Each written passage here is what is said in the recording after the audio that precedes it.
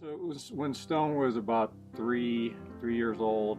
My mother had a really big concern about him not being able to speak. And his grandma was really worried. And then she every time she called, she asking about the Stone.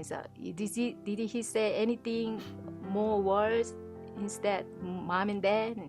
We started, trying to teach him more words and, being around the other kids. And we noticed that he was really bashful. He did not want to play with other kids. So he was kind of to himself all the time.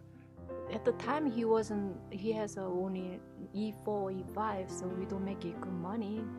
But we was okay. And so that's why we almost always kind of stay home. Back then, we were like, who could you turn to? And we actually got guidance to go to try to get him into preschool Head Start.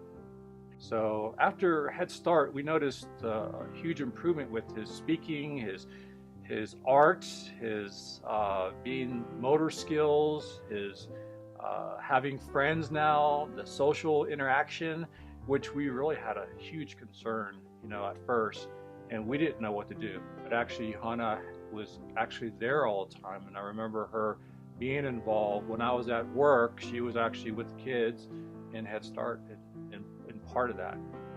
After Head Start, they continue to do interesting go to school learning. They always knew the right direction, and I really feel it was that beginning foundation from the school for starting with Head Start and working their way up. And when we saw Stone at first, we really thought we were going to have an issue. We thought he had a learning disability, and now he's applying for medical schools to be a doctor.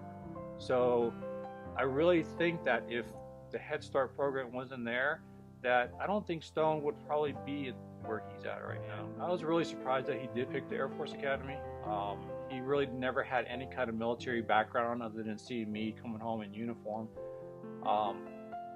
With Chase, he was in junior ROTC. He was actually the commander for junior ROTC at Messer Ridge.